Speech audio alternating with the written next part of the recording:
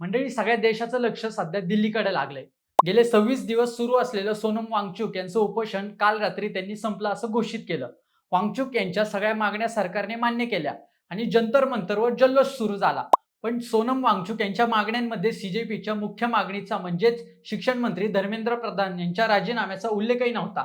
त्यामुळे त्यांचं उपोषण संपल्यानंतरही जंतर मंतरवर सुरू असलेलं विद्यार्थ्यांचं आंदोलन हे जोवर धर्मेंद्र प्रधान यांचा राजीनामा घेत नाही तोपर्यंत सुरूच राहील अशी घोषणा अभिजित दिपके यांनी केली आहे. या दरम्यान केंद्र सरकार आणि दिल्ली पोलिसांच्या कालपासून सुरू असलेल्या हालचाली पाहता आज अभिजित दिपके यांना अटक होईल का अशी शक्यता स्वतः त्यांनीच बोलून दाखवली आहे. त्यामुळे दिपके यांना खरंच अटक होईल का आणि कोणत्या कायद्याअंतर्गत पोलीस दिपकेंना अटक करू शकतात आणि असं झाल्यास काय होऊ शकतं, या सगळ्याच प्रश्नांची उत्तरं जाणून घेऊयात आजच्या या व्हिडिओच्या माध्यमातून. नमस्कार, मी स्वप्नील. तुम्ही पाहताय आपला विशेष भारी. मंडळी, सोनम वांगचुक यांनी उपोषण मागे घेतल्यानंतर विद्यार्थ्यांच्या आंदोलनाची धार कमी होईल असा सरकार आणि पोलिसांचा अंदाज होता. पण अभिजित दिपके यांनी आज विद्यार्थ्यांना संबोधित करताना सांगितलं की जोवर शिक्षण मंत्री धर्मेंद्र प्रधान यांचा राजीनामा येत नाही तोपर्यंत हे आंदोलन सुरूच राहील. त्यामुळं आंदोलनकर्त्यांमध्ये असलेला उत्साह अजून वाढला.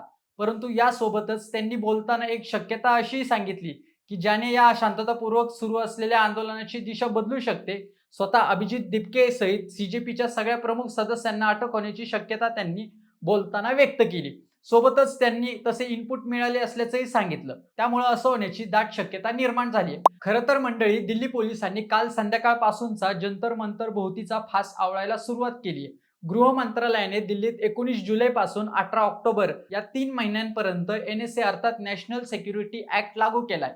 या कायद्याअंतर्गत दिल्ली पोलीस आयुक्तांना विशेष अधिकार मिळाले. यामुळे आता दिल्ली पोलीस कायदा आणि सुव्यवस्था नियंत्रित ठेवण्यासाठी त्यांना यासाठी जे कोणी धोकादायक वाटतील त्यांच्यावर कुठलाही गुन्हा दाखल न करता 12 दिवसांपासून तर थेट 12 महिन्यांपर्यंत नजरकैदेत ठेवू शकतात. त्यामुळेच पोलिसांनी कालपासून जंतर मंतरच्या आजूबाजूचा परिसर त्यांच्या नियंत्रणाखाली घ्यायला सुरुवात केली आहे. आज घडीला तिथं लाखभर तरुण आंदोलक उपस्थित असताना दिल्ली पोलिसांच्या या हालचाली पाहून अभिजित दिपके यांना अटक होऊ शकते याचा अंदाज आलाय. त्यामुळे आज म्हणजे शुक्रवारी सकाळी आंदोलकांशी संवाद साधताना त्यांच्यासहित कॉक्रोच जनता पार्टीच्या सगळ्या शिलेदारांना अटक होऊ शकते असं जाहीर केलंय. आज सरकारसोबत कॉक्रोच जनता पार्टीची चर्चेची पहिली फेरी आहे. दुपारी केंद्र सरकारच्या शिष्टमंडळासोबत त्यांची चर्चा होणार आहे. त्यासोबत केंद्रीय शिक्षण मंत्री धर्मेंद्र प्रधान यांच्या राजीनाम्याबाबत सीजेपी ठाम आहे. त्यावर त्यांनी तशी भूमिकाही जाहीर केली आहे. त्यामुळे सरकारसोबतची चर्चा फिसकटण्याची दाट शक्यता आहे.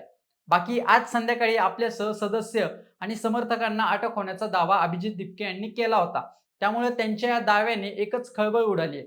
यासोबत त्यांनी सरकारला सवाल केलाय की सीजेपी गेल्या 35 दिवसांपासून शांततापूर्ण आंदोलन करत असताना पोलिसांना त्यांना अटक का करायची आहे. स्वतंत्र भारतात इतकं शांततापूर्ण आंदोलन कधीच झालं नसेल असंही ते यावेळी बोलताना म्हणाले. आम्ही महात्मा गांधी यांच्या मार्गावर चालणारी लोक आहोत. भारतरत्न डॉक्टर बाबासाहेब आंबेडकर यांच्या मार्गावरही आम्ही चालतोय. आम्ही राज्यघटनेच्या मार्गावर चालतोय.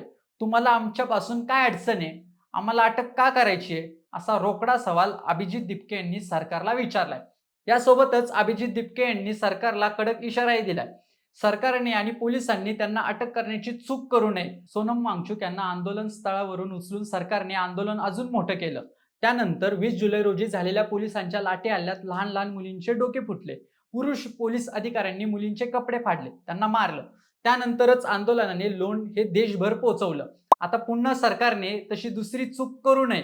आम्हाला अटक करण्याची चूक अजिबात करू नका, नाहीतर हे आंदोलन अजून मोठं होईल असा थेट इशाराही त्यांनी पोलीस आणि सरकारला दिलाय. त्यासोबतच त्यांनी उपस्थित आंदोलकांना बोलताना सांगितलं की जर कॉक्रोच जनता पार्टीच्या टीमला रात्री अटक करण्यात आली तर हे आंदोलन शांततेच्या मार्गाने पुढे न्या. ही आता तुमची जबाबदारी आहे. मला तुमच्या सगळ्यांवर विश्वास आहे. तुम्ही कायद्याला मानणारे लोक आहात. तुम्ही कोणतीही चुकीची गोष्ट करणार नाही ज्याने देशाला नुकसान होईल, असं आवाहनही दिपके यांनी त्यांच्या भाषणातून समर्थकांना केलंय. त्यांच्या या भाषणामुळे देशभरात खळबळ उडाली आणि दिल्ली पोलिसांविषयी नकारात्मक प्रतिक्रिया उमटू लागल्यात. काल रात्री उशिरा पंतप्रधान नरेंद्र मोदींनी सोशल मीडियावर एक व्हिडिओ शेअर करून नीट पेपर फुटीबाबत सरकार कोणती पावलं उचलणार आहेत याची माहिती देशाला दिली. शिक्षण विभागाचे सचिव विनीत जोशी यांची तडकाफडकी बदली करण्यात आली. त्यानंतर सोनम वांगचुक यांनी त्यांचं उपोषण मागे घेतलं. सरकारतर्फे त्यांनी लेखी आश्वासनही देण्यात आलं. शिक्षण मंत्री धर्मेंद्र प्रधान यांच्या राजीनाम्यासाठी दिल्लीत आणि देशभरात विद्यार्थी आंदोलन करत असताना सरकारने मात्र प्रधान यांना पाठीशी घालत त्यांच्यावर कारवाई न करता प्रशासकीय अधिकाऱ्यांवर कारवाई करण्याचा मार्ग स्वीकारला.